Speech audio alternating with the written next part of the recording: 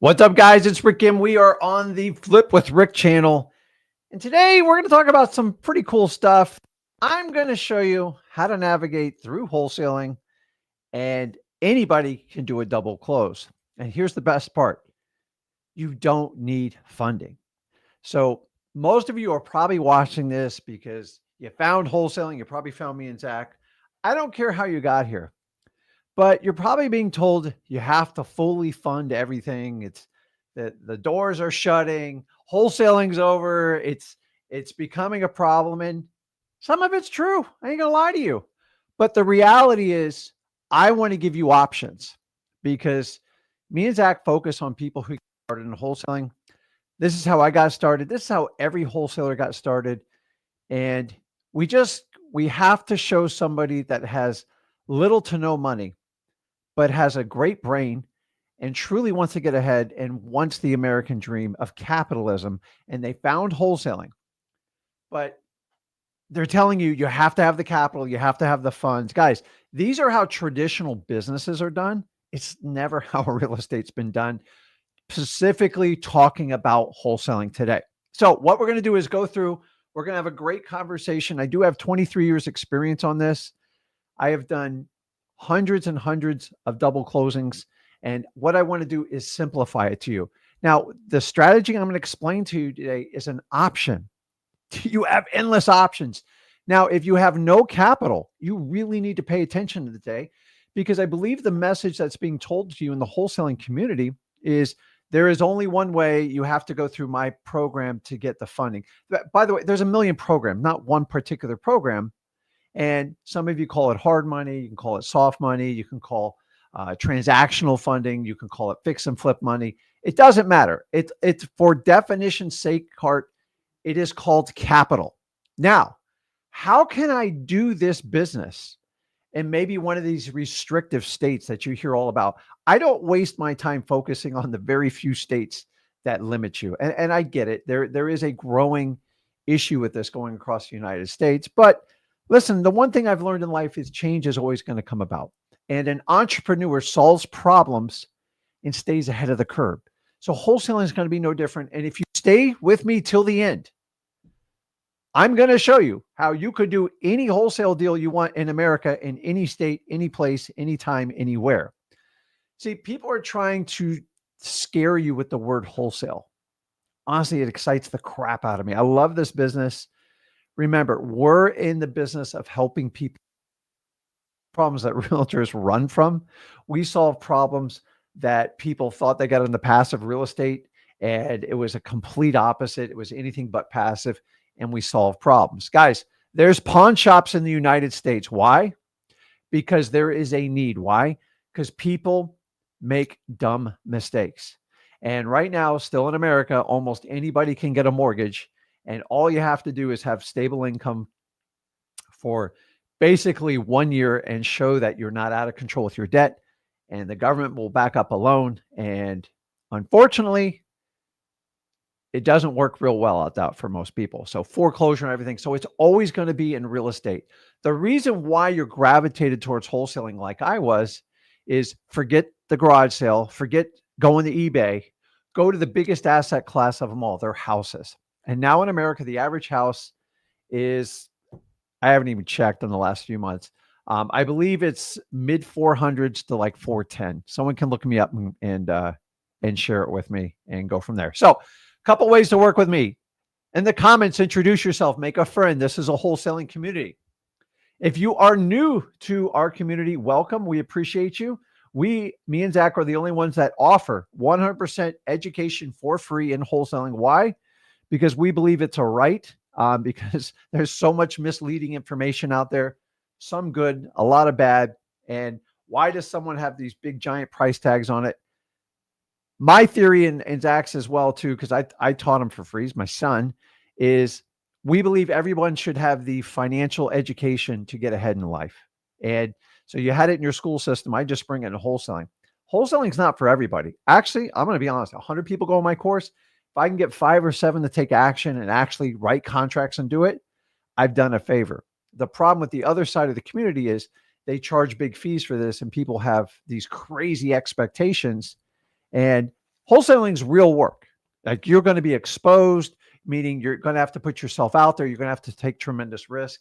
And yeah, you're going to get rejected. Welcome to the world of wholesaling. Now, here's the good news. If you can survive it, you can change anything you want in your life. You can get freedom of your time, which is why I got into wholesaling and I got financially free. And I believe everybody should have that opportunity to do it. I had it. Zach had it. Every influencer before me had it. And now suddenly you're not allowed to do it anymore. Wholesaling's it's going away. It's not. Are they making it tougher? Yes. And I want to start out with one thing that just drives me nuts. And so guys, if you got a question, put it in the comments. I'll do my best to get through them and we'll answer it. We're going to talk about everything wholesaling. We're going to specifically talk about double closings on how you can fund any deal with absolutely no money. People tell you can't do it. The only reason they tell you they can't do it is because they can't make money off of you doing it. In fact, the only person that's probably going to promote it is going to be a title company, and I don't have a sponsorship of a title company. Maybe you can find one. But no, seriously, this is why you do not hear it often amongst the wholesaling community, because there is no double closing program. So I'm just going to share it with you today. I want you to use this. You still have to understand, no matter what I teach today, the one skill set you're going to have to apply in wholesaling to make this work is you're going to have to be resourceful. You're going to have to navigate through buyers, sellers, cash buyers, contractors, the whole 9 yards. And that is the skill of resourcefulness. That means you think on your feet and you use the assets available to you to its highest level. So if we do that. So I want to start off, guys, please let me know where you're from. Put it in the comments. That's right. Freewholesaling.com. And you can go into my course without putting down a credit card and actually look at it and not feel like you just got kicked in the stomach. And a lot of people go, well, it's for free. Listen, I don't know. You want my 23 years of experience? You want 9 of Zach's? I think it's a lot more powerful than a lot of stuff out in the industry. I only focus on wholesaling. I'm not going to talk to you about fix and flip. I'm not going to talk to you, especially about novations, any of that stuff. And we'll go from there. So I put it in the comments there, and jump over freewholesaling.com. The course speaks for itself. I think we got over 5,000 testimonials. I've never asked anyone. Testimonials you guys have posted because it works. The question is not if free wholesaling works. The question is, do you work? And if you really want to work and bust your butt, you are in the right place, because I do not like slackers. I do not people like talk about it. So we are going to start out with the first rule of today, and I'm going to go into this detail. If you start a question with, I heard, I don't want to answer it. I hear a lot of stuff. You guys realize you hear hundreds of thousands of pieces of data every day. And here's the problem. If you know mainstream media is completely one-sided to one political objective view, why do you think it's any different in wholesaling? So when you start out a statement, I heard, I hear, like we read publications, we read the internet. God forbid if you turn on the news, which I avoid like the plague. I heard is honestly a disqualifying statement. I don't care what you hear. The question is, did you read the law word for word? And did you interpret it? And then did you consult people in the wholesaling community, AKA a lawyer, your title company, or trusted fellow other wholesalers? And if we would just stop this I heard, we could solve a lot of problems in wholesaling. But by saying the words I heard, I don't know what to do with that. I honestly, 90% of what I hear today is just people's 100% biased opinion. And you have to filter out through certain stuff. People have the right to say whatever they want. But if you're going to take a blatant statement and go, oh, I heard wholesaling's illegal and so, I'm like, okay, what's the statute? Did you read the bill? And what was it that concerned you the most? Now, that's a conversation I'm willing to have. But I heard, we could waste hours on the word I heard. It ticks me off because there's nothing I can do with it. I know you heard. You've got 2 ears. I teach you to be an 80% listener. You have to listen to 80% of the time.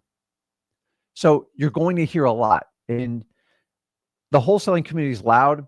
Here's one thing before I get into it, too, is I want you to understand I'm on the side of wholesaling. I don't know where that puts me with everybody else. And I really don't care. I'm not looking to conform to fit to other people's molds. I've been in this life too long to do that.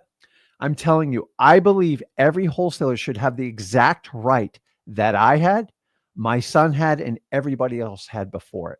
Why should we write all these restrictions and craziness? So it's coming.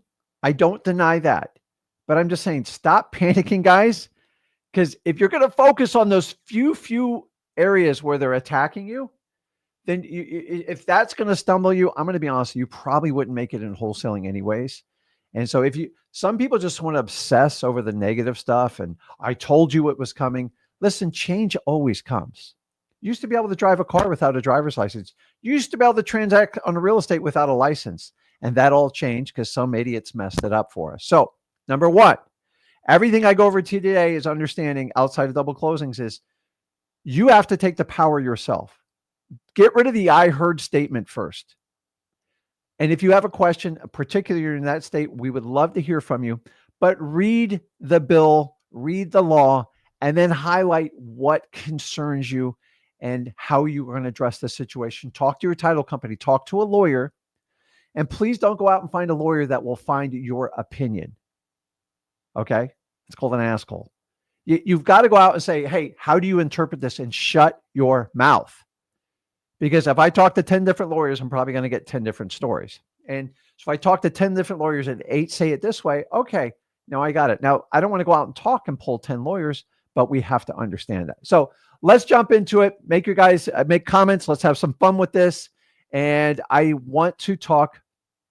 So we're going to go over questions like this. Is it still okay to wholesale without a double closings? Yes. Is it legal in your state? Did you read your state laws? Do you have any pending bills? And we're going to talk all about this. So Esterlin, great question. Just keep bringing them and we will go from there. So awesome. Let's go here. So the first thing is we're talking about double closings. And if you want to understand what a double closing is, let's talk about, let's do this. Let's talk about the original purpose of a double closing. So a double closing, guys, is not complicated. The word doubles in it. So I'm not smarter than the average cat. My cat's a little bit smarter than that. But it's two.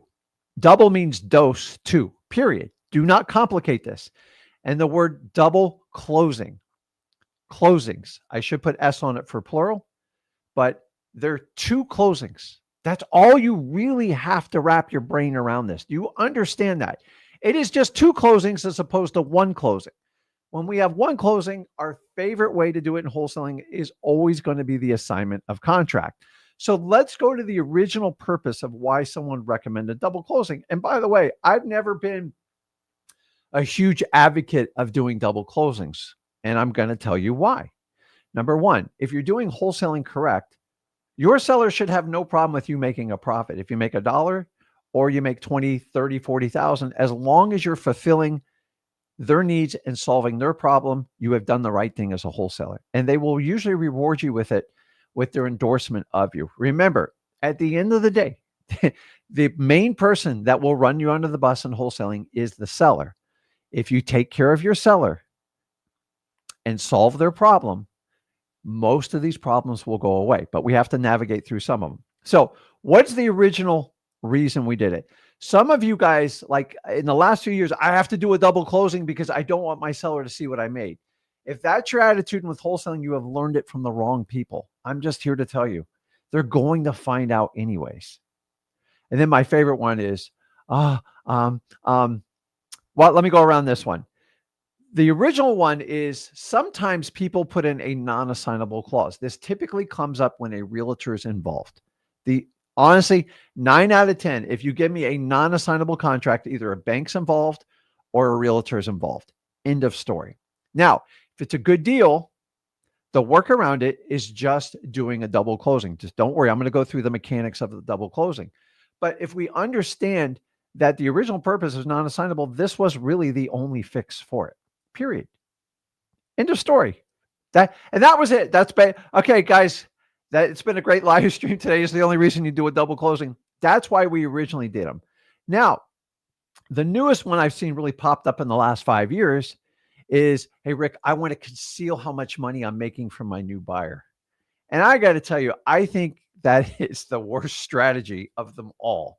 Now, occasionally you have to do stuff to go around the seller because they're El Loco a little bit crazy. But remember, at the end of the day, your seller and your buyer will eventually find out what you bought the property for. Why? Because most of them in a disclosure state, it becomes public record.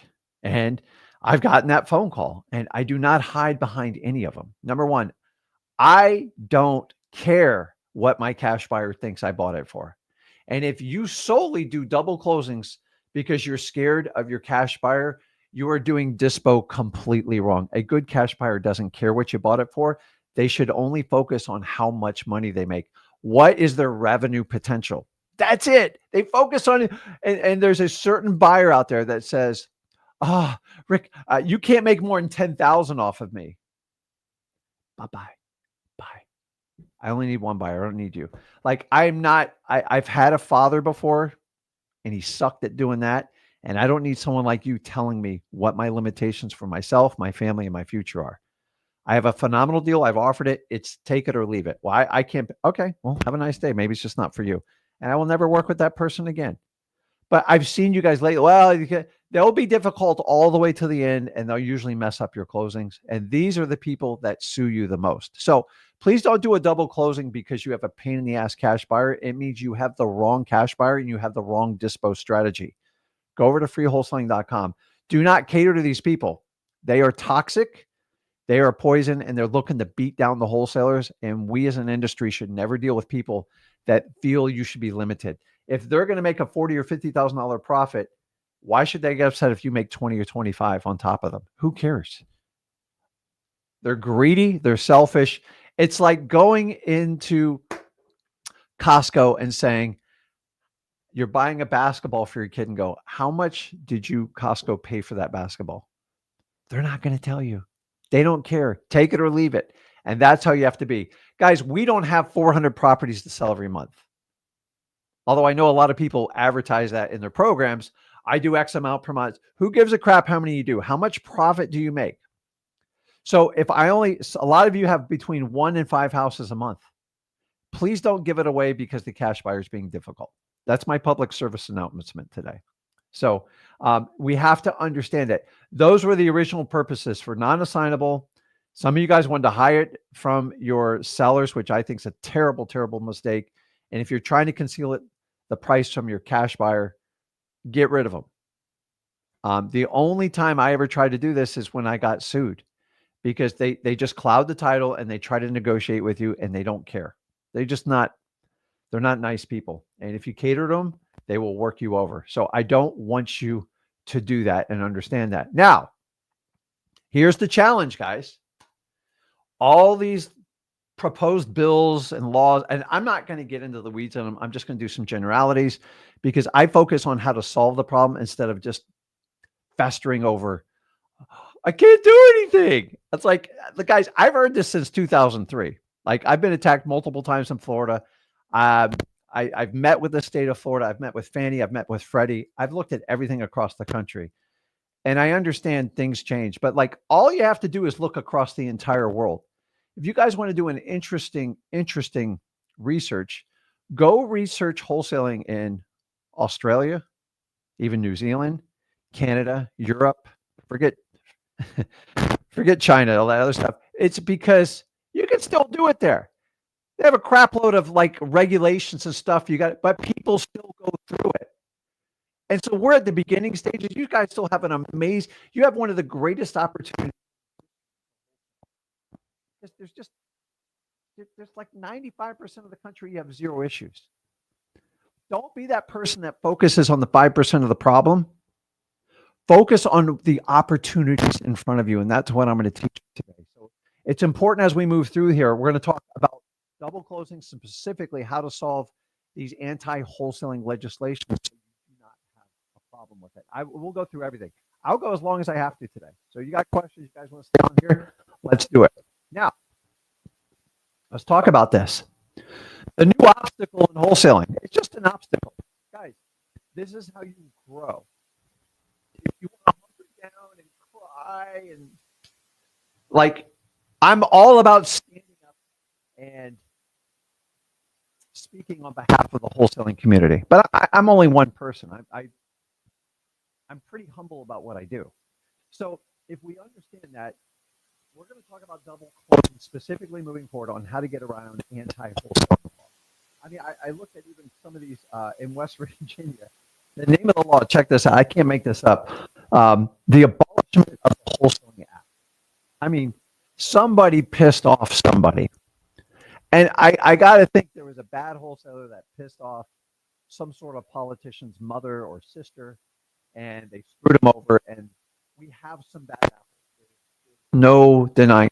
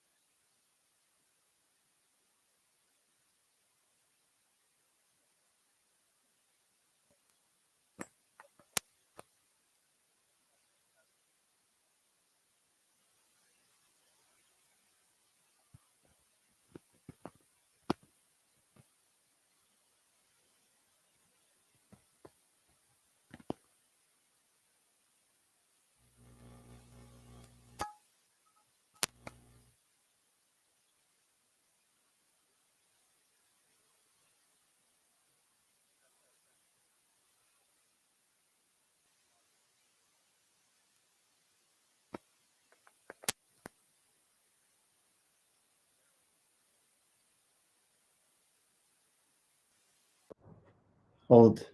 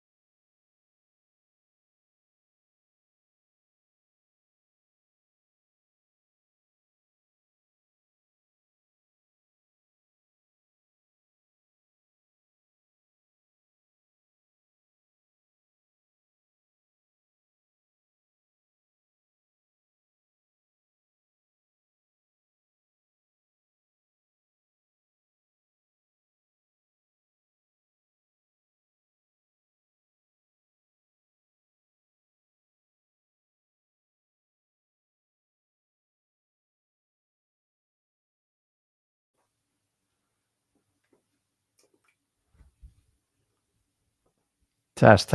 Okay. Okay. Sorry about that. Um, Somebody put in the comments where I got cut off. I didn't know. I'm in here solo today, guys. Sorry. I don't do like fancy staff. So, um, okay. I tell you what, let's just jump back and so we're talking about double closings. I'll go through this quickly and we'll get caught up into it. So sorry. Everybody can hear me. Make sure I get a thumbs up that you can hear me. And damn, sound is terrible. Sorry about that, guys. Don't worry. I'll extend the stream. We don't have to worry about that. Okay. Like 5 minutes in. Awesome. Okay. I do check the comments while I do it, but I get into it, man. I get my ADHD. I can only do so many things at once. So cash only on the double closings. Remember, double closings are two distinct separate transactions. Each transaction stands on its own, period. And if you understand this, you cannot argue against double closings. Now, we're going to talk a little bit more in depth with it, but a lot of people will go, well, and we'll go a little bit into some of these proposed bills and stuff. I'm going to say that till the end. But the reality is, well, people always want to talk about intent. Lawyers love to talk about intent. But intent is nothing more than a story of your past. And so if you've done 100% assignments, which I'm proud of you if you've done, I'm going to show you can do double closings. And they go, well, his intent was to do an assignment. No. If the state specifically prohibits assignments, you can do a double closing. Well, a double closing is the same thing. No, it's not. It's two closings. It's not one. And I'm going to walk you through the logistics of it right now. So I've already walked this through multiple lawyers, and I've never had a problem. I've done it in states where I've done it. And by the way, I'm always going to try to default to an assignment. But I want you to understand, if you do a double closings, you have one closing when you buy it, and you have one closing when you sell it. What we have to understand is people are going to try to scare you and go, well, your intent was. Well, if your intent, listen, all real estate investors, and by the way, the president of your country is a real estate investor, one of the biggest ones in the world. Everybody knows a real estate investor's intent is to make money. Why else would we do this? So that is, in my opinion, a null and void argument. Do you think people buy real estate just to break even or lose money on purpose? Absolutely not. So this intent is, to me, is if I have two distinct different HUDs, I have two distinct different fundings, I have two distinct different underwriters, I have two separate closings, you cannot mess around with this. You can't make it up. So let's talk about this. Fixing and flipping and double closings are the same real estate transactions, right? You tell me. Let me know in the comments. If I buy a property in a fix and flip and I sell it 3, 6, or 1 year later, is that different than doing a double closing? I would love to hear this argument. I would love to hear this argument. Anybody, what do you think that is? The truth of the matter is, it is a distinct difference. There is no distinct difference because they're the same freaking thing. So let's go through it. Let's logically walk through this. If I'm going to do a buy and hold, which is nobody would ever question someone's intent on a buy and hold. The question is, what is the time frame? Are we going to start putting time frames on transactions? I don't want to give any ideas here, but a buy and hold, you have one closing, right? One distinct closing, and then you sell it, I don't know, in usually 1 year to like 10, maybe even 20, 30 years. Nobody's got a problem with that, right? Oh, you're good. You're good. You don't apply to this part of the law. Okay, great. We're going to take that same application and we're going to back it all the way down to a double closing. I'm going to show you why. Now, the next one is fix and flip. These are our primary customers we sell to in wholesaling, right? Our favorites, especially the mom and pop fix and flips. Now, what do? They do one closing, they buy it, and they fund it. And then usually from somewhere on the 90th, 91st day to the 364th day, sometimes longer than that, what do? They do another closing. Nobody ever questions their intent. And that is done, right? So it's the same. Guys, I've just described 2 double closings. So now we're going to the next one. Well, let me clear this here. Of course, they want to talk to me about a deal right now. 1 hour on air. Okay. One closing, 90 to 364 days a year. So that's the same as a buy and hold. And then fix and flip. Now we go to the double closing. Here's the bread and butter. Double closing. We close on one property. We get it funded. We are the buyer, the A to B. A lot of people like A to B, B to C, blah, blah, blah. You're the buyer. Okay. I buy it here. Ready? Here we go. Here's a closing. I did it right here. Now I slide over to this end of the table with a whole separate package. Maybe even I go in a different closing room. Be cute as you want. And I do it 1 minute, 1 hour, 1 day. I've seen as long 3 to 5 days later. Guys, what is the distinctual difference between those 3 types of closings? I'll wait because I know I'm going to hear crickets. It's the exact same amount of paperwork. It's the exact same process, and each transaction stands on its own. You cannot question it. You cannot call it assignment. You cannot call it the transfer of equitable interest. You cannot call it wholesaling when you do that. It's just a workaround for wholesaling. Like, you could sit there and do this.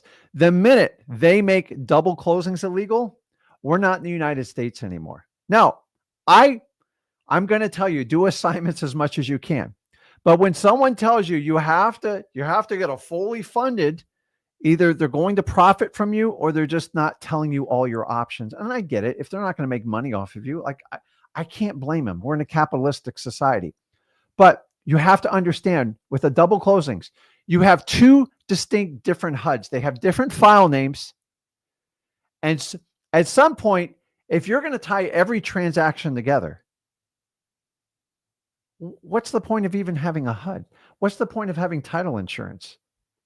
So when these states shut you down, I want you to understand you have the option to do a double closing. Now, we're going to have to be smarter about it, and we're going to walk into the logistics of wholesaling and how we do it with this.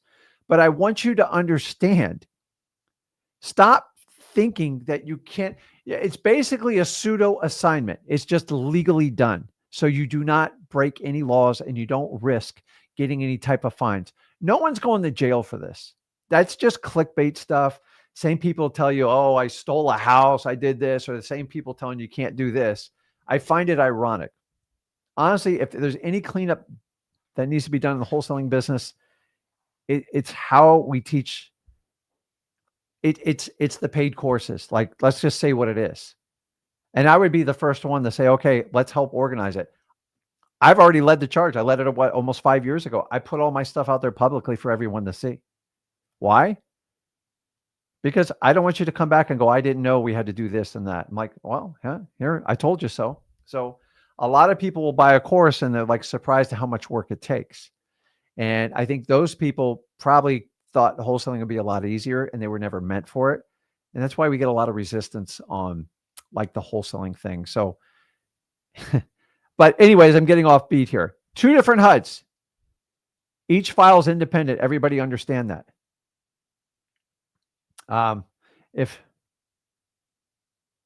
Okay, hopefully, make sure I'm just going to double check, make sure. Yeah, it's still working. Okay. So now that we're getting into it, now let's get into the mechanics of it. Let's get into the fun stuff. So I've already told you, intent has no bearing on a double closing. Think about this. If I walk into an office, I shut my door. It's closed. It's over. You can't come in. Doing a double closing shuts the door. Now, if you want to go in another door, that's another conversation. That's another transaction. They're completely separate. You cannot tie the two. There's not, if somebody thinks they can do it on intent alone, God bless you, because that means if a property sold 100 years ago and it's sold today, we could tie them all together. So intent, I believe intent's meant more for a criminal mindset, not a capitalistic mindset when you do that. So let's talk specifically about the issues with double closings. There's issues. I'm not going to lie to you. Here's what I love about these live streams is we can go in and just like fully tell you the truth, because I don't have a double closing program for you. I'm just going to show you how they work. Now, before I get into the nitty gritty of it, I'm in here to tell you is you need to reach out to your title companies, especially in the states where you're being affected. West Virginia, North Carolina, South Carolina, if you're scared, Tennessee, if you're clueless. Tennessee is just a disclosure state. Oklahoma, Illinois, stuff like that. So you can go through. I didn't want to go through the specifics because that would be a live stream in its own. And I'll record a video on that. And I speak from the heart. I read the materials and we look at what's working in our business and what obstacles we have coming up. I still, in a lot of these states, I'm still doing assignments, but I have to be careful because there's people in our industry that want to hunt you out and make an example out of you. So I want to support all wholesalers. The last thing if somebody ever ratted somebody out for wholesaling, I just, I'm not going to say it, but it's ridiculous. Like why, like I am all for wholesaling. I think there's a lot of people working behind the scenes that want all these laws to go through. So all the deals have to go through the biggest players. And guys, if we do that, it's going to hurt everybody watching this live stream. And I think that's not fair. Now, life's not fair, and I taught you all that. So that's not the best analogy to do, but you've just got to read. You're just in the beginning stages. So don't you want to get out in front of it now? That's why you're watching the live stream. So issues with double closings. First one's cost. The costs suck on a double closing. I ain't going to lie to you. They're 2 sets of transactions. So say I wholesaled, say if you wholesaled 30, 35, say 30 houses a year. Maybe you just got started out, you just got cranking up and go, crap, Rick, if I have to take half of those, say 15 of them and double them, that means I'm going to have like a 50% increase in transaction cost. And you're right. But let's break it down. Here's where you actually learn how a double closing works. Now, there's 2 sets of closing fees. That's the whole purpose of it. You're not going to get around this. Stop asking your title companies to waive both sets of closing fees. But I want you to understand the mentality of how a double closing goes. Now, when we do an assignment of contract, who pays the closing fees? That's right. Your cash buyer does. So if that's the case with it, the reality is you should only have to pay one set of closing fees. So you're not, in a way, you're doubling your costs because you didn't have any costs before in it. But I've always considered double closings kind of your backup insurance policies. We need to pull it out now because some of these states are getting ridiculous. Instead of wasting my time like going to hearings and hiring lawyers and let's bootstrap this. Let's do meetups and stuff. I'll just go double closing. You guys could spend your energy and time doing that. I just like, you've got to, hey, what's the highest and best use of your time? So here's the reality is you got to relax on this. You only pay one set of the cost. Now I'm going to show you a couple tricks of this. This is going to blow your mind. What I'm about to show you is going to require you to have a great relationship with the title company. Now, if you're doing this local, this is awesome, especially if you're in states like West Virginia, North Carolina, stuff like this, where all this crap's going down in. The list is long. I'm not doing a video on that. Is you have a lot of power. Now, the challenge is doing it nationally. Not as easy because we only have so many relationships. And I know there's title companies there's title companies everywhere now. Everyone's popping up a title company. It's really cool. By the way, we went through this in 2006. I know how that one works out. Like I'm in the business of wholesaling. A title company is its own unique animal and it has its own challenges. And I'm not equipped to do it. Nor am I going to fund a company to do that because it's not my wheelhouse. It's just my preference. I don't want to do that. So I'm always careful when someone goes, I have a title company that will pretty much do anything. I would stay away from that title companies. The state of Arizona just made an example of a title company that would do anything. And I believe it's owned by separate groups. And that's the problem with the title companies. If they become too owned and managed, say by real estate investors, they tend to push the line. They make more money. And then, but you got to understand, most title companies are licensed and insured. And if they screw up an audit and they don't pass, then there's financial implications for it. And it can even become criminal if it's a gross negligent pattern. So just be careful with it. If somebody goes, the only time I've ever had an issue is when a title company goes, don't worry how we did that. I'm like, no, I'm very worried. Tell me how you funded the deal or how it got done. I want to know. So you only pay one set of fees. Number two, know your title company's fees prior. I've always told you all title companies' fees are negotiable. The only ones that aren't negotiable are the ones you don't have a relationship with or the ones that are going to bend the rules terribly for you. And either way, you got to fix either one of those. I would stay away from either one of those. But sometimes we're just kind of stuck. So even if I'm working with a title company I have no knowledge of, the first thing I go, hey, can you just send me over and disclose your fees? Do you know if you get financing on a property, they are required 3 days prior to issuing the HUD to disclose all fees on the HUDs. And now I believe they got to do it within X amount of days when the original contract and everything's submitted and there's a loan commitment or even so it's only required when there's financing. But what a lot of you guys don't know, they are required by law to give you those sheets. Nobody gives it to you. And it will break down, hey, here's our states. Now, here's how the fees broke down. What most people understand on a title company is there's basically 3 different sets of fees. You got to know what's negotiable and what's not negotiable so you don't waste your time and you don't look like an idiot. So the first one is always going to be the closing fees. This is a flat fee that a title company charges to use their services. These fees are used to cover overhead, staffing, maybe some licensing, insurancing. They have overhead. And most title companies have to have a real estate office, and it's fair for them to charge a fee. The problem is this fee is all over the board. I've seen it as low as $250 and as high as $4,700. That's ludicrous. You got to find what the norm in your area for we call it a closing fee. You can call it a settlement fee. The problem with most HUDs is they all play games on what they title everything. It's ridiculous. So there's so many variations, and I don't even understand how they do it. So I get familiar in the areas where I do wholesaling, and then I have other people that help me sort it out. So closing fees. My experience, It should be under $1,000. If it's over $1,000, you're probably getting taken advantage of.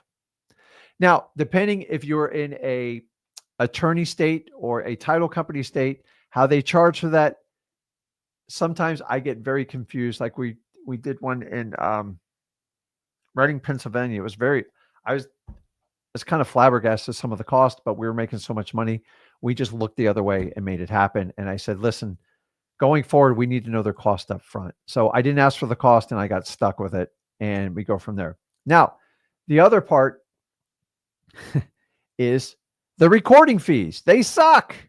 And there's no way around this part. And this is the part that sucks in double closings. It's just terrible. So a recording fee is, they either call it doc stamps, documentary stamps, recording fees, and it's based on the amount of the recorded price, usually on the transaction. So if you sell a property for $250,000, it's based per thousand. And it might be 7 cents, or I think it's 70 cents per thousand. So on a $250,000 transaction, just to give you an example, on a recording fee, it's $1,750. That money just goes to the state to support the official records for that. Here's the problem is, you buy it for the low, say you're buying a property for 150 grand and you're selling it for 200, you got to pay the recording fees, but I'd rather you pay it on the 150 than the 200, because that's going to be more. So you wind up being basically, I don't know, almost $4,000 in recording fees. I don't have a workaround for that. And this is the part that makes you legal. So you cannot, guys, I don't want to get in the doc stamps and stuff, because creative financing, this is sometimes a nightmare. And this is the problem people have getting in title insurance and satisfying the previous debt. Doc stamps are, most states require that the amount that the property is transacted for has to be recorded on public record, or it's not recognized. And if it's not recognized, you could be exposed to some of these ridiculous anti-wholesaling laws. So here's the good news, guys. Remember, you only pay the first one. You always condition your buyer to pay the second one.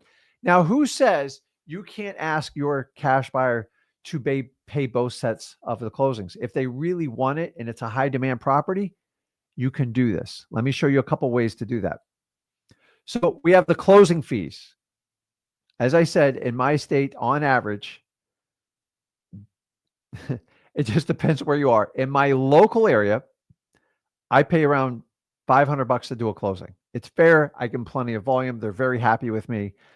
If I don't check them, they'll usually jack it up to $1,500-$1,600 for retail, because the average person only buys so many homes in their lifetime, and they just think that's the norm. It's all negotiable. Nobody ever asks. And that's why some people are broke and some people make a ton of money. I negotiate everything I humanly possibly can. Now, the third one is there's the insurance. And what most people understand is title companies are in the business of selling insurance. They sell services, and they do customary procedures to help gather all the data, collect escrow, and do everything. But it is a necessary service. Trust me, you don't want to do it yourself. But they're licensed and insured. But they sell a title policy. That's their main book of business. So here's how it works. They sell a policy. On average, they get between 50 and 70% of that fee in a commission. Just as if you told life insurance, auto insurance, home insurance, property and casualty insurance, it's the same thing. They kind of have a hostile crowd. Here's the best part about it is they're based on their ability not to have claims. So their job, by underwriting and making sure all the liens are satisfied and everything, is to avoid a title claim. A title claim is when someone goes, hey, I laid claim to this title on the property and you guys ignored me. They have the right to go back and sue for it. And the title company is on the hook up to the purchase price of that property. That's why most cash buyers do not want to buy a piece of property without title insurance. Now, investors get really cute around title insurance, especially when it comes to creative financing. I'm not doing a video on this. You cannot get title insurance on a property that has an existing loan. You have to write around it, and you usually have to try to do something with the title company that probably they're not going to be comfortable doing it. If you don't believe me, just walk in your title company, tell them you want to do a subject to. tell them you want them to write a new title policy and tell me what their reaction is. They can't write it until you satisfy the previous one. And if they do otherwise, there's usually some sort of manipulation. And this is how, specifically in the Arizona from the district attorney, that's what they're claiming on it. I have no idea. I haven't seen the transactions, but people are trying to withhold deeds and titles to try to get this title policy. And that is complete outright fraud. You never want to do that. So if we understand that, title insurance. Now, here's the best part is the first time you buy title insurance, you just got to pay the full price. If you resell that property, usually within 1 year, some will do 2 years, you get a discount. I'm going to share the discount with you. It's 55% on the second closing. Now, you can talk to your title company and work a deal out where you swap it.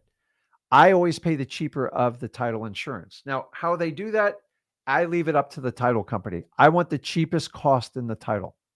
Also, I want you to understand the closing fees. You have two sets.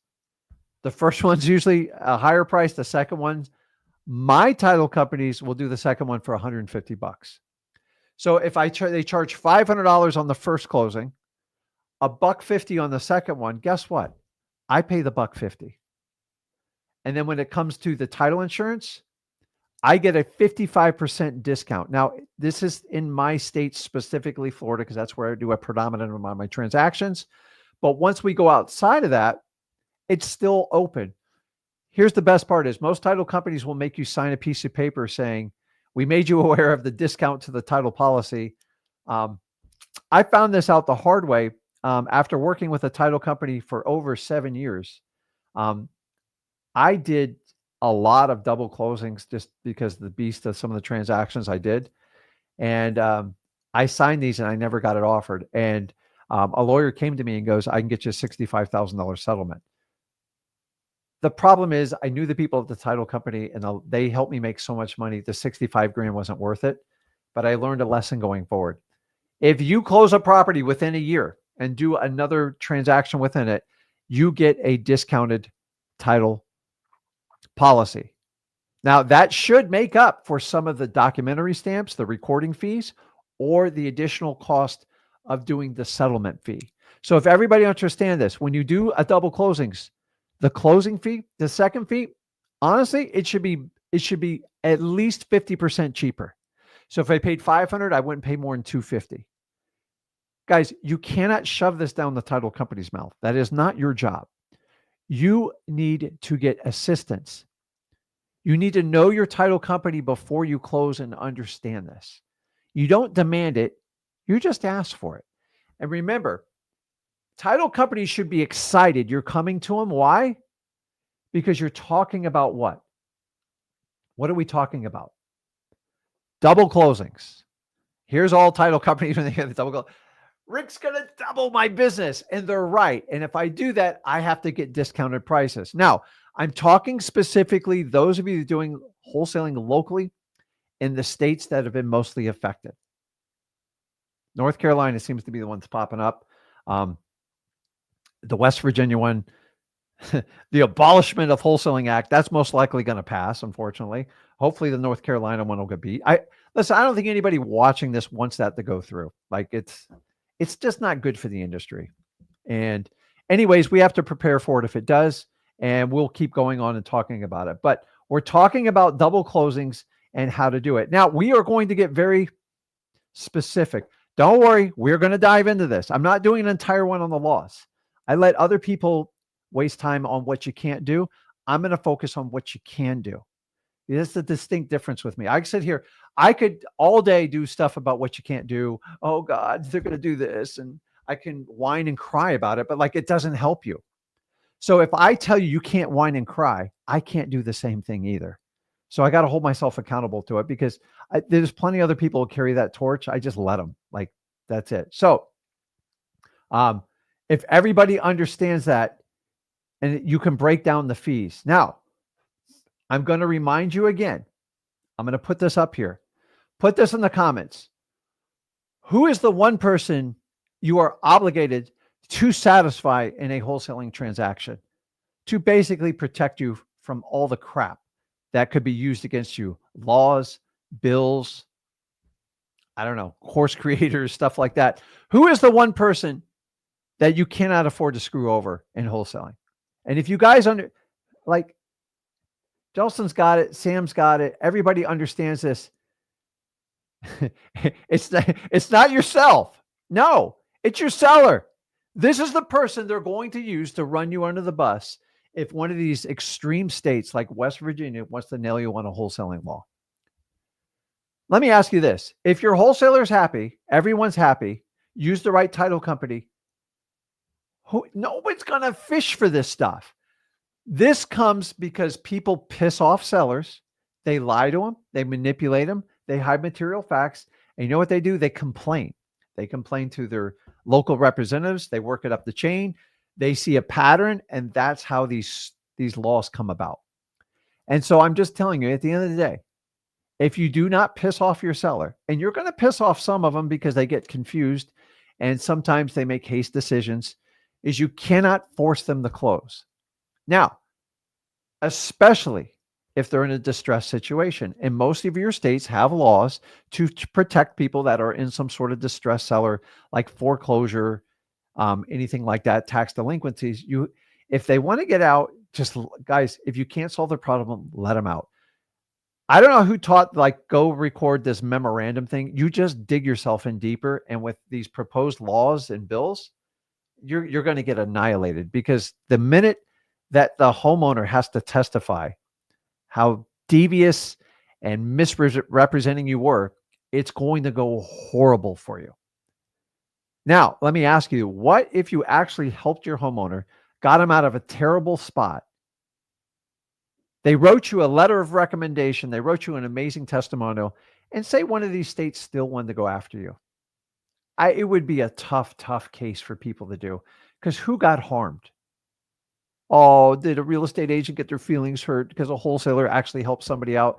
I'm just telling you guys, in the end, if you will truly commit to helping people out. Yes. How many people have I had let out go of a contract? Ready for this? Hundreds. Does it piss me off? It does. But I have to move on to fight another day. Because if you've ever been in a court battle, you have no idea how exhausting, how expensive, and how draining they are. I'm not scared of them. I've had enough lawsuits. I figured out. They used to freak me out. Now I'm completely prepared for it. But the one I'm never prepared for is one from a homeowner. You get a homeowner represented by a state attorney's office, lights out, buddy. Like, I'm just telling you, it's going to be the most expensive. It's going to cost you $300,000 to $400,000. And you think I'm being facetious in these numbers? 3 years of litigation at $500 to $600 an hour. You do the math. The depositions alone will cost you $75,000. So I'm just telling you, if you take care of the people that you're trying to help, it is the best insurance policy to any one of these anti-wholesaling laws. Especially if you decide to move forward, please just take care of the homeowner. So if I was in one of these states, I would get a testimonial from them. I'm not going to force it, but like, let them know that they helped them out, and I would catch them at the title company when they did it. And then I can't see a prosecutor go, yeah, we got to nail this guy because he crossed this line of his intention was. I go, hey, the homeowner gets screwed over? No, they didn't. And if we understand that, we can move forward. So I'm just telling you guys, the courtroom's not the place where you want to ever try to win one of these battles, because you are the professional, even if you haven't done one deal. Isn't that crazy? Okay. So let's keep going by here.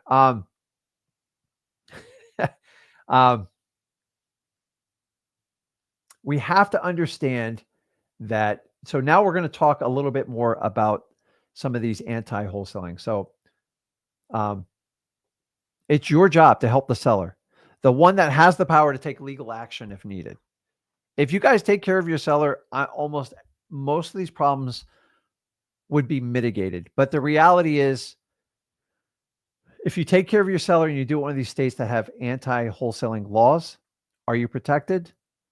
No, but it would be, in my opinion, it would be tough for someone to, other than give you a slap on the wrist or a fine. But I'm not a lawyer, and I'm not here to give you legal advice.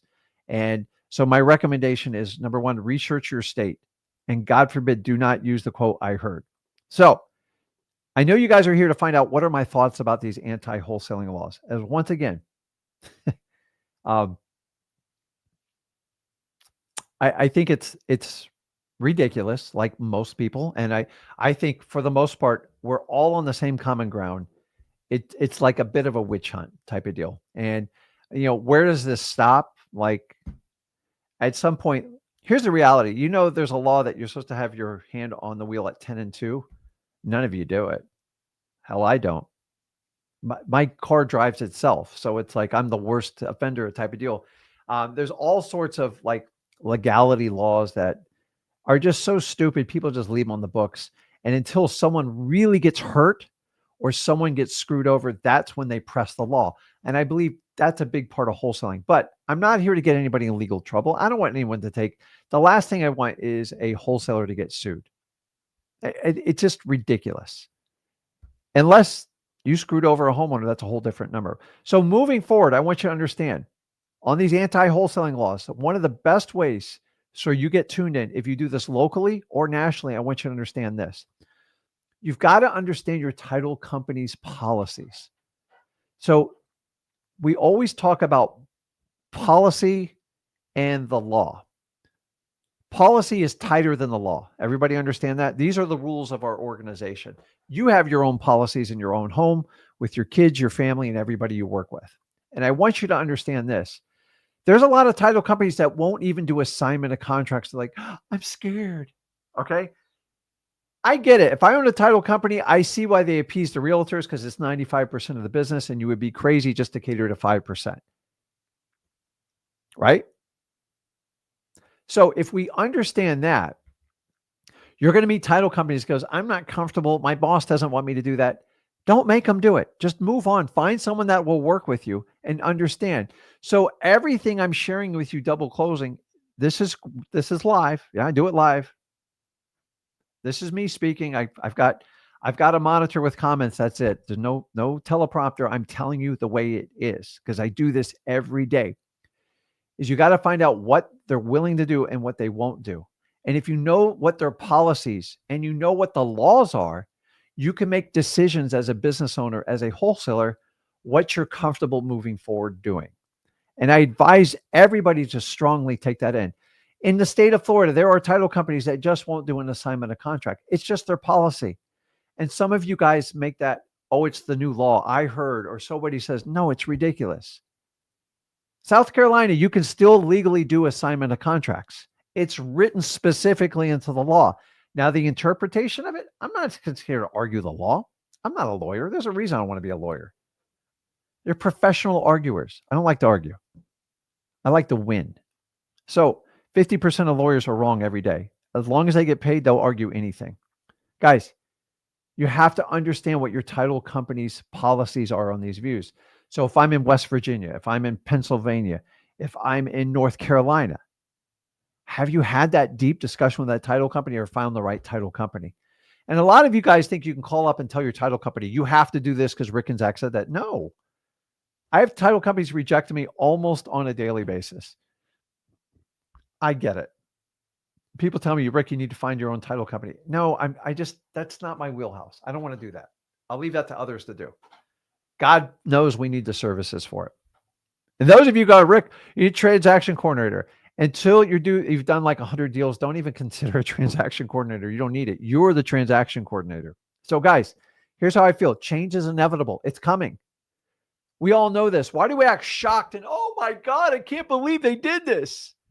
It's not shocking. Expect it. Because the beauty of wholesaling at its true heart to heart, it is about being an entrepreneur of real estate. We are creative and we solve problems and we navigate around the legal laws on the book because you should abide by the law as a wholesaler. Period. I'm not asking you to break the law, but sometimes some of these laws do not pass common sense tests. And obviously you can tell when politicians push it. Go no further than Washington, D.C. That's a whole nother discussion that I won't go because I don't waste my time on that. But here's what I want you to understand on this. You can either focus on the problem and get scared and focus on the 5% of the country that's making a mess. And you go, well, it's going to infect the rest of the country. I go, I don't know. We just recently had an election. I don't know if you saw how that went. And things are always going to go back and forth, back and forth, left, right, whatever. I'm not here to get in a political argument. I'm not going to focus on the few restrictions on the wholesaling, but I'm not going to ignore them either. I think it's irresponsible to say we're just going to ignore it. But guys, if you don't do business in West Virginia or North Carolina and you don't care, you've wasted hundreds of hours of your time watching these videos and these stupid arguments. It's like reality TV's come to wholesaling. Who gives a crap? If you're not doing business in those states, move forward. I don't do a ton of business in North Carolina. I do more in South Carolina. And I have to keep my mouth quiet because I don't want to be hunted down by people who want to make an example of me, which I'm not going to say, but it's ridiculous. Like people's views on what a wholesaler is, just because you have a few bad apples doesn't make every wholesaler bad. Look no further than real estate agents. You know how many real estate agents get arrested every year for committing crimes of fraud, deceit, forgery? But we don't ban real estate agents. Thank you, NAR. I appreciate that. I'm not going to focus on the few restrictions. I'm just going to focus on how to solve it. The reality is, if we focus on the abundance of opportunities in real estate investing, we're going to make a ton of money. And that's what, if guys, you please stop engaging what everything's wrong in wholesaling. Read your laws, understand them, and be smart. And because somebody reads a law one way and they interpret it that, and then they release a video and saying, we're all screwed, wholesaling is going to be banned across the country. I've been told since 2003. I'm over, it's 23 years of wholesaling. This is insanity. And if I focused on what I couldn't do, I'd just still be sitting in corporate America making no money. And so find the opportunities. Guys, look no further. Go to Canada. You can wholesale in Canada. You can wholesale in Europe. You can wholesale in Australia. They have a lot of nuances and laws and regulations. Nothing.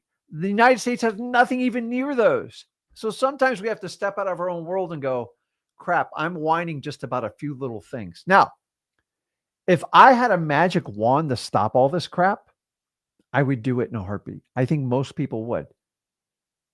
But I don't. I don't have a magic wand. I don't.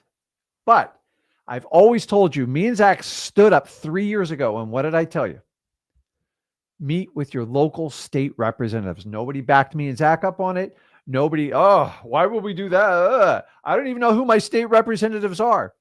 The reality is you should meet with your state's local representatives in your counties. And then you go to you can meet at the state level. You can ask for a meeting. These people will do phone calls with you. They are elected officials. They represent the people. Us wholesalers, we're a much smaller niche, period. And that's where you start. You also start when you work with people, you actually try to help them out and do it above board, period. And that's where we start, period. That's where we start. I'm not going to get in the rest of it because I really don't feel like I have enough impact or control. If I think I could regulate, I believe anyone is going to do it. You have to go state by state, but like it gets, I don't know. Are we really going to be lobbyists? Like to me, lobbyists are just high-end lawyers. Like who just, and so you got to understand NAR, who spends the most on lobbying in the real estate community. I believe it's hundreds of millions. I don't think we're going to spend hundreds of millions. And honestly, I would love to see one of these cases challenged, but the problem with that is someone has to be made an example of it. And that's not fair. That's ridiculous. So I don't want to do that. So what I'm telling you is focus on the opportunities in front of you. There's more opportunities than things that you can't do. And for some reason, we are like getting consumed. It's become like reality TV. Oh my God. And I get it. Like I know how social media works, anything to get a click, but it just drives me nuts on this part. So, So here's what I want you guys to understand. I'm not going to put these laws up here and all this stuff because I am not going to give the states fuel to basically rewrite the law to cut out every variance that I know I can do around it. So me and Zach had committed, we're not going to put the laws up anymore. Why? Because I already know what the problem is. They read it. And the last thing we need is an experienced wholesaler telling the state legislation how to write anti-wholesale laws. Put this in there, this in there. No one's ever going to be able to do that type of transaction. So we're better off, especially as influencers, as wholesalers, and as business owners and operators, just keep our mouth shut. Because here's what happens. Somebody sponsors a bill. When I was a little kid, there was this little commercial where they'd show the bill sitting on Capitol Hill and you have to work his way up. Well, this goes on the state level. And this is where, if we have civics back in school, I don't even know if it's still in school. This is how you understand how laws get passed. Most people have no idea how this stuff works. And it gets sponsored, it gets debated, the bill gets adapted, they do some test votes, and then they have to, oh, that's not fair, you got to put this and that, and then they debate it and get it, and it either passes or fails. Now, here's the really cool part. When it passes, it's really hard to mess with it in the future. So I'm telling you, as any type of influence out there, let's try to stop them. But if they hit, please do not educate them on how to write every which way you can't do a creative real estate deal on them. Because I'm going to share a little thing with you tonight. That's why me and Zach, we're not going to put it up there because I already see every way to navigate around every one of these laws. It's so simple. I don't even lose sleep over this stuff. You want to call everything wholesaling? That's fine. I've got so many tools in my chest. I'm not even going to tell you how to just pass your anti-abolishment wholesaling law. And I'm going to my tool chest. And I tell you what, me and Zach, I have 5 different ways I can buy any piece of real estate without breaking any of these anti-wholesaling laws. Now, I'm not going to share them until a lot of the stuff gets hard, because I want all these big metropolitan, I want them to all get through the next year or so. And when they do, I'm going to show you exactly. Everybody agrees with me. Like, you close one door, I'll open 5 more. Do you think it's any different in wholesaling? How do you think wholesaling got created? It solved a problem. When sellers had to sell their properties that were problematic, that were a major pain in their ass, and they needed speed and efficiency, convenience. That's how wholesaling was created. It was created out of demand. Now, has it spilled over and people, are we chasing and pushing back? I agree, but look no further than a lot of these very aggressive trainings that have been going on, flip real estate while you sleep, do nothing else like that. And you got to understand. So I'm telling you, I'm not going to put up the laws anymore because they're going to keep on going on to a point. Guys, why don't we just find ways to work around it? If you really think I could take on the state and like beat every one of these laws and get them to do this and that, I don't know. I can do my part. I can do representation, but us wholesalers are very independent people, and it would be great if 5,000 wholesalers could show up but it's never going to happen. It's very, I don't know.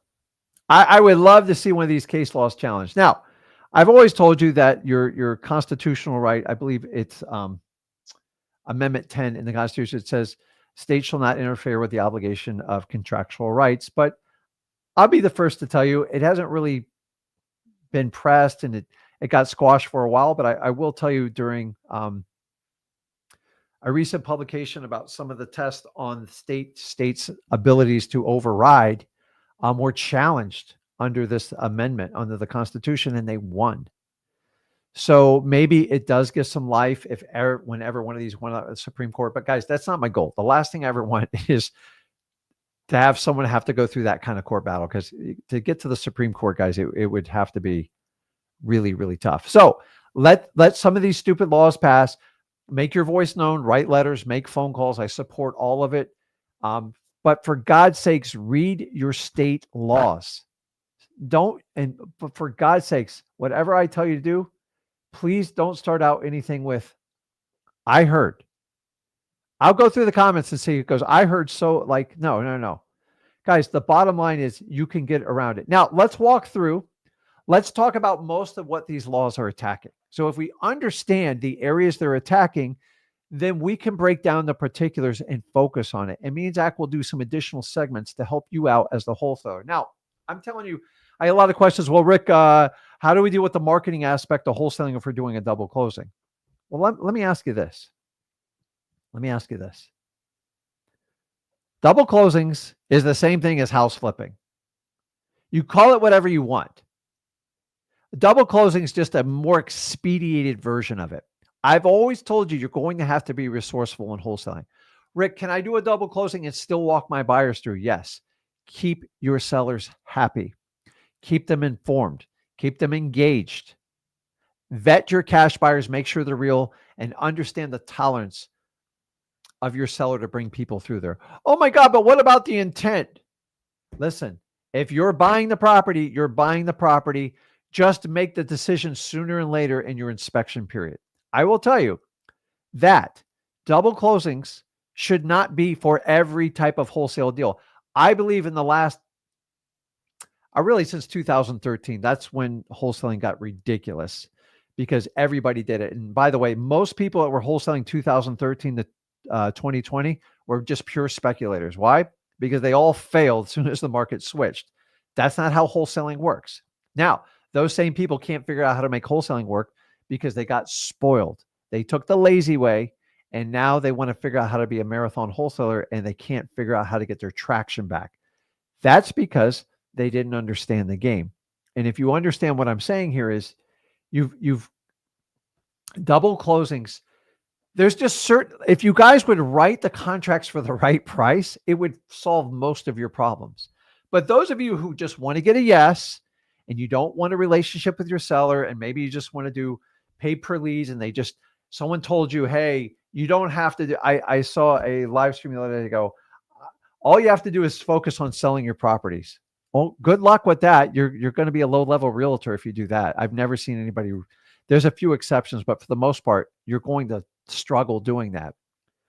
If you think you can just cut out marketing, which is the highest skill set you can learn in wholesaling, you're going to suffer terribly. Now, what you got to stop doing in wholesaling is stop trying to throw mud on the wall and put every house under contract for the first price the seller says yes to and wonder why you can't sell it for a massive profit. A double closing will not solve that problem. It'll actually just agitate it.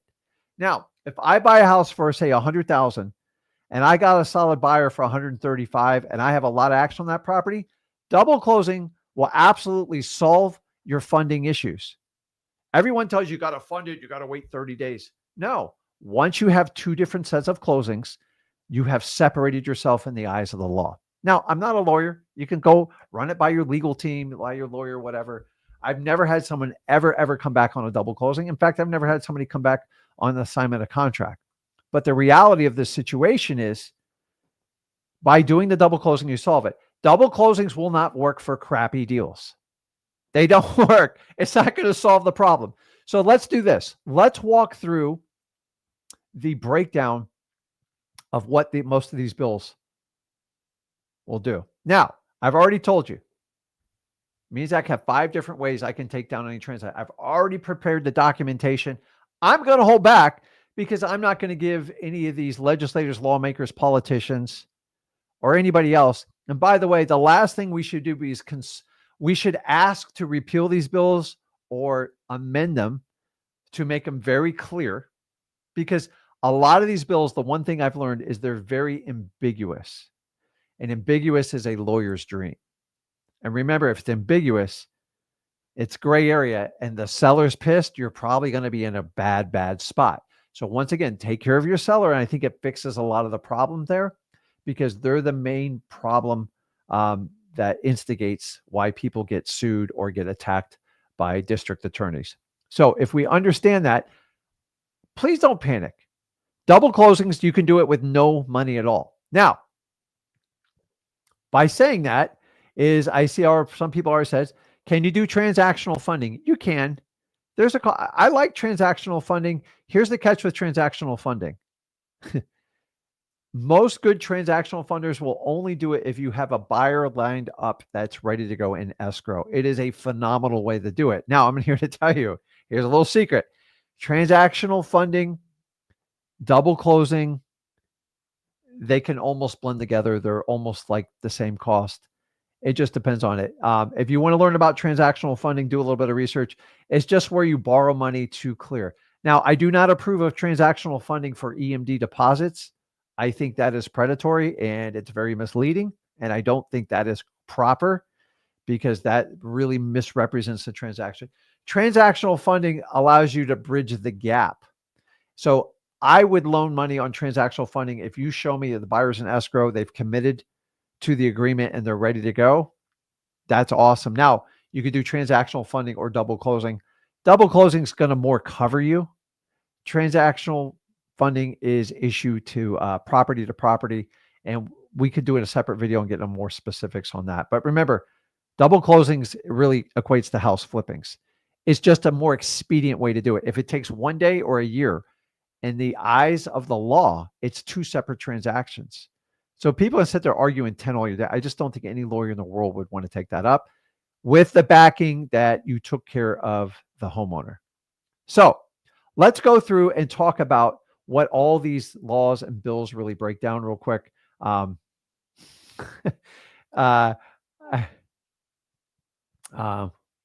see.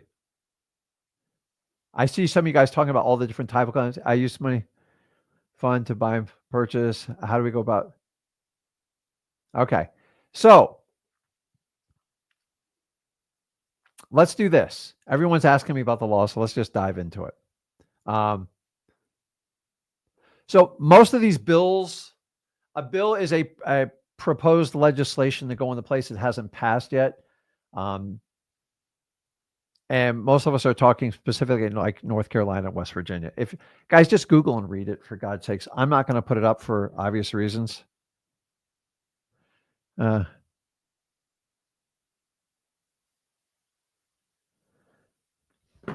call them back in a minute. Of course, they want to answer right away.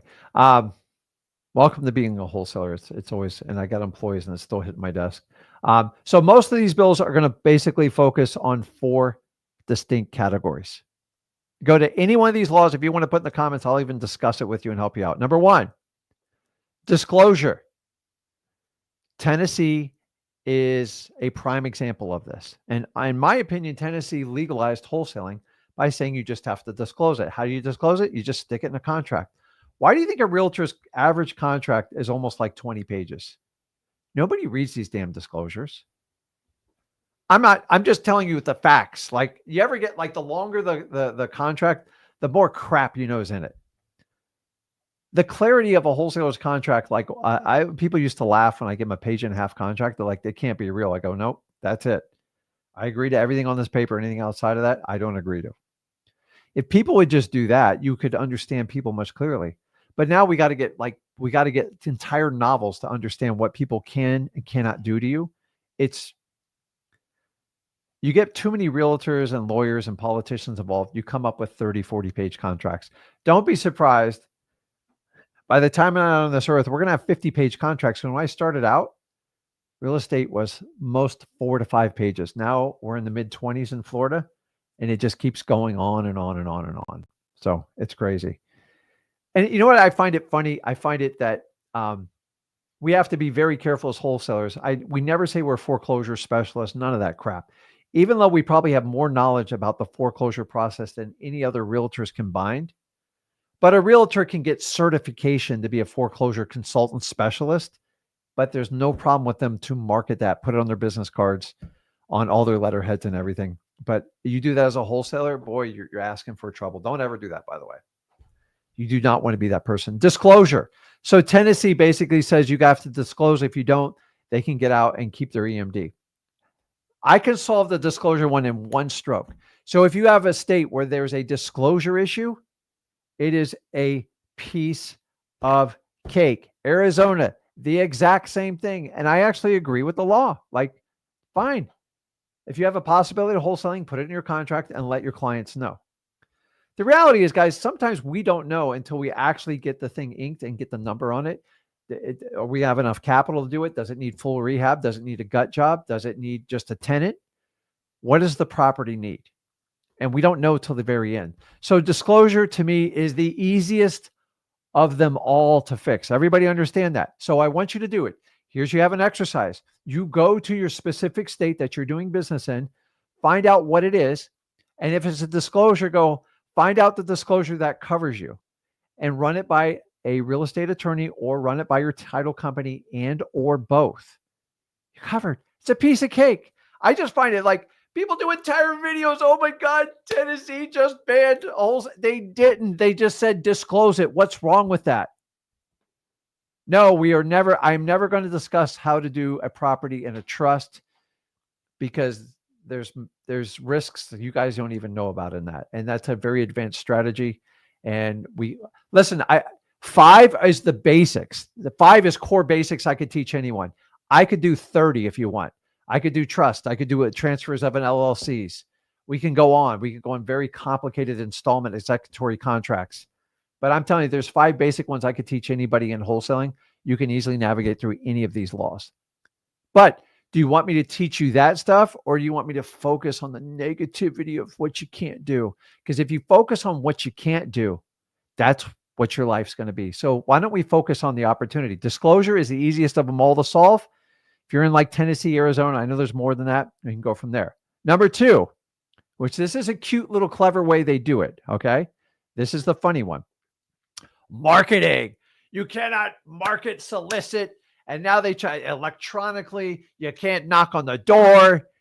It's ridiculous. So you just have to take extra steps if you're going to follow the law to a T on how you're marketing. How is your first contact with this customer? You guys already know the DNC thing. It doesn't really apply to wholesalers. There's already case law into it. You can look it up. It's very public and it's recent. They went after multiple wholesalers and every one of them beat it. We are not selling a product. We are not offering a service. We're looking to acquire assets. That's it. There's no law against it. And until they do it, which they probably eventually will, you can go from that. We've been told your whole life, you got to read. Guys, we did not become entrepreneurs by just doing what sheep do. Okay? There's a guy who says, lion's not sheep. Which one do you want to be? I mean, the sheep just run every time you see a video that scares you because you're not going to get anywhere doing it. You're just going to have to keep buying their products. And then eventually you're going to have to stand up on your own and figure out how to navigate through this stuff. Don't avoid it. What fears you the most, run to it, solve it, study it, and figure out how you can navigate over it. That's how you solve every problem in life. Or else don't do it. Or you can just write an executive order. That's another way you can do it, I guess. So marketing. So the marketing, now you have to read every word of these laws and you have to find a way to navigate through it. And there's very small technicalities you can get around just by fixing the way you're marketing.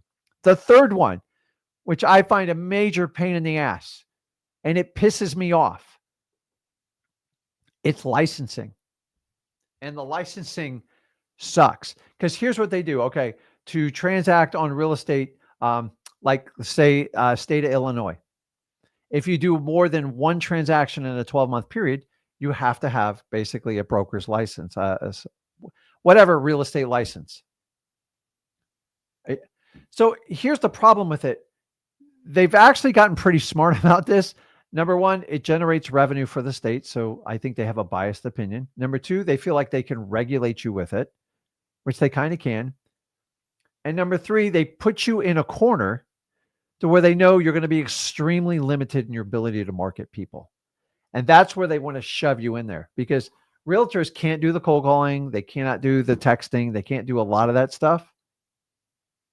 They can't do the mass emails, which you can do through X Leads, by the way. And I'm just telling you, I am just, once you become a license, you're stuck. And keep in mind, most people telling you to get a license, I want you to ask them just this quick question. Just real quick question. Okay. Tell me real quick. Are you a licensed real estate agent? And just shut your mouth and walk. It's like a mic drop. Like they have a bias on it. Now, worst comes to worst on the licensing part right here. If you're running an efficient wholesaler, just get one person licensed in your operation. That's the person who basically going to ink the contracts and transact on them. Now, you're going to have to separate the marketing team, but I'm just telling you, you can navigate through any of this stuff. You know what they say a license is, right? Your state or government's ability to take away a right and sell it back to you. That's just capitalism 101. It's not capitalism. That's bad government. I just don't think you need a license for everything in life. The licensing is a pain in the butt because once you get that license, you solve one problem, but you create 5 new more. And if you don't know what I'm talking about, go back and watch my videos on why you don't want to get a real estate license as a wholesaler. It makes no sense. Oh, I heard if I get a license, I solve this problem. You don't. You create 5 new ones. Now you can't cold call. You can't do all this other stuff. And I find everybody that promotes getting a real estate license has one, or they have a course related to it. So I've gotten away 23 years, never, ever had a problem. Do I work with licensed people to help navigate through that? Absolutely. I'm not stupid. Okay. The last one, number 4, which is a biggie. Definition of legal agreements. Now, I'm going to take this off on purpose because I don't want to share my secrets on this. But if you read these laws and you have a brain, sometimes they say option contracts. Some say they purchase contracts. I'll show you how to get through this. You want to name a contract?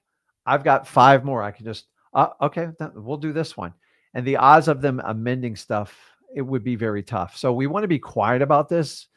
And we'll strike the iron once some of this dust settles. The question is, when does the dust settle? I don't know. It is what it is. Let's go into some questions here. That's everything I have on. I'm just telling you guys, double closings. People are telling you, you have to fully fund it and get a separate funding company. You have the right to do that. And if you got a great agreement, that's great. By the way, most of the time is a lot of these funding companies is, I'm all about solving the problem, but for God's sakes, be fully disclosed in what the fees are. It's like we're going back through the coursework again. 30-day guarantee, man. Like, okay, but we won't take a credit card. Like, so is there a 30-day refund? I don't know. So, bullet number 4 was about the definition of the particular contracts that they consider anti-wholesaling. So be very clear in your state which ones they don't allow. And I'll easily show you how to navigate through that, because when they put it in writing, they're stuck.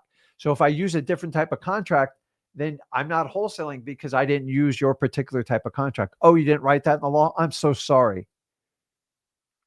I'm not going to share with these states. Like, there's people talking about, we're going to go to the state level and show them how to write these laws. No. And guys, listen, you can get all the certifications you want in life. You're going to have to navigate through this stuff, and you're going to have to be very resourceful. The best thing you want to do is read the law. So you have to understand.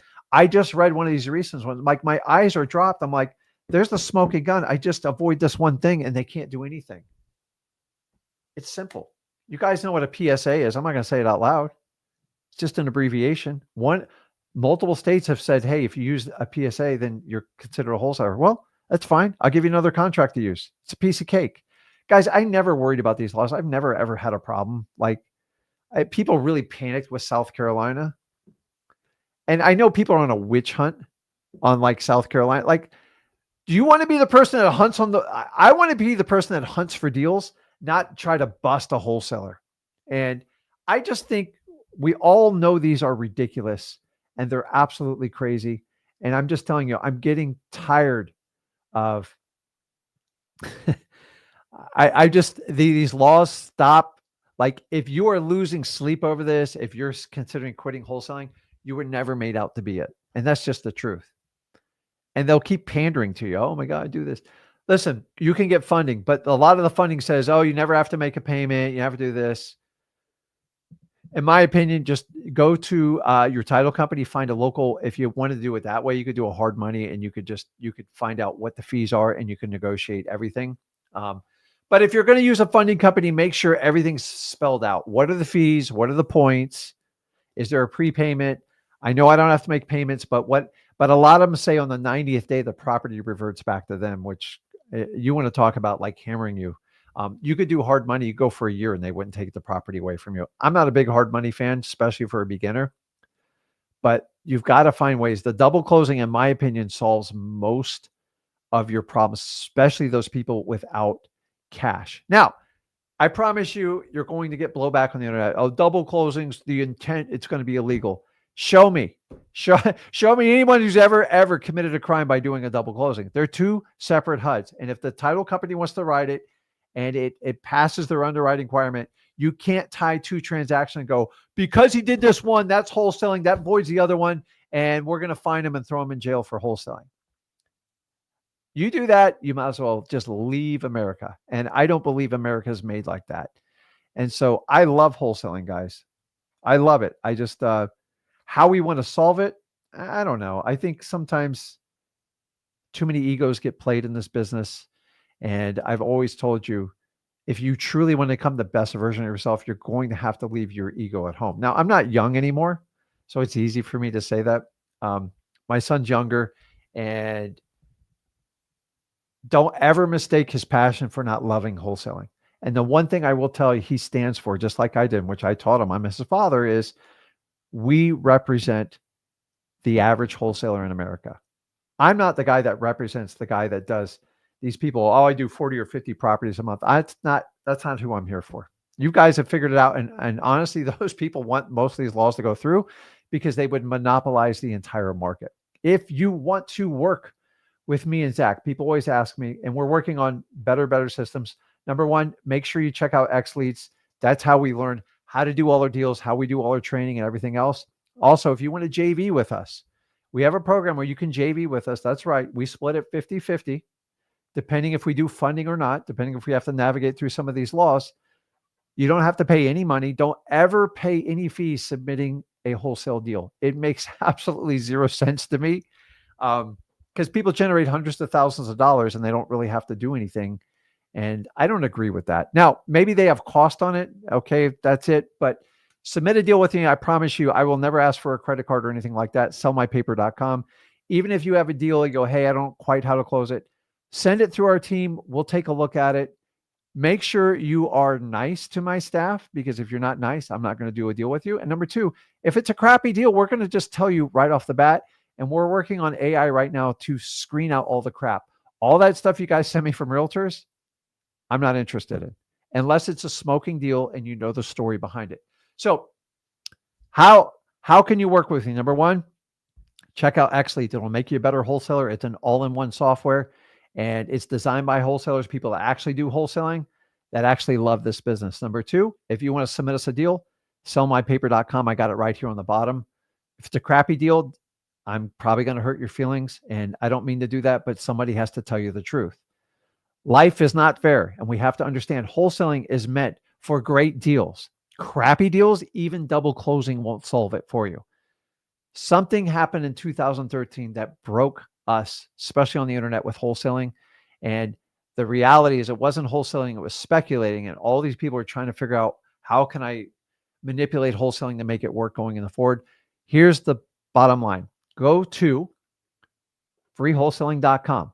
Understand the fundamentals of wholesaling. Find motivated sellers, people that are off market, direct to seller that need to sell. Go meet with them, solve their problems, follow the law. I'm not telling anybody to break the law, but understanding if you have a restriction in a current state like West Virginia or some of the proposed stuff in North Carolina, and it passes, you can do a double closing. That's right. You don't have to have any money. You can do a double closing. And I'll save the last little bit of secret. I wasn't going to do this, but I didn't want to do this. Get to know your title company, and they'll tell you what you can do with a double closing and what you can't. You can push them. It's up to the tolerance level of your title company, not you. What do I mean by that? On most of my double closings, at least in the Southeast, I'm not going to mention all the states because I know someone will go try to hunt down my transactions and try to report me. But you can ask permission for your title company to use your buyer's end money to fund a double closing. They just have to sign the disclosures for it, and your title company has to be okay with it. Guys, that's how you fund a double closing with almost no cost other than some small closing fees. I already showed you how to save on one of them. You don't have to use all these transactional companies as you're told. Is it convenient? Yes, but you're going to share a large portion of the profit. They wouldn't do it if they couldn't make it a profit off you. And remember, you still got to pass underwriting. So if you're going to make a good fee and you are restricted by that state, a double closing, get to know your title company's policies. It's a request. It's never a demand. And say, listen, I have a great cash buyer. He says he'll put up the money to reduce, and you give them a good price. They'll put up the money in escrow. If they do that, if the title company will let you sign disclosures to use their end money to fund it, and they're two separate transactions, you are clear. You heard this from Rick. You can't do it everywhere. Some states actually frown upon it. You've got to research your local state regulations and laws, and you've got to understand what your title company's threshold. Don't ask them to do anything illegal. If it's against their policy, don't do it. But once you have a relationship and they know it's okay, it's going to be his money in the end anyways. If your buyer thinks they can save some money, they will take you up on that option every time. I use this all the time, guys. Now, there's some states I can't do it, and I got to do straight up double closings, and I got to raw fund it. But I just go to my cash buyer, go, hey, will you lend me money for 20 minutes? That's your new transactional funder. So yes, you can get them retail. There's plenty of course creators that will sell you their funding. Most likely, just so you know, they're using third-party companies and they're just getting a commission off of the sale. Reduce the cost. Try to use your cash buyer's money. It works every time. So guys, check us out on Free Wholesaling. I'll be back on Thursday, 1 p.m. Eastern with me and Zach. We got a lot of fun material with you. But guys, listen, don't be scared of what's going on. Remember, focus on all the opportunity in the United States. Don't be a person that focuses on the 5% of the crap, because you'll never get anything done. If you look across the entire world, the United States is the absolute clear best winner to wholesale, and you've never had a better opportunity in 2025. Make sure you take advantage of it. Go over to freewholesaling.com, guys. I appreciate your loyalty. I appreciate your time, and I appreciate your interaction. So guys, have a great one. I will see you on Thursday. Have a good one. Awesome. Great live stream. Thanks, guys. See ya.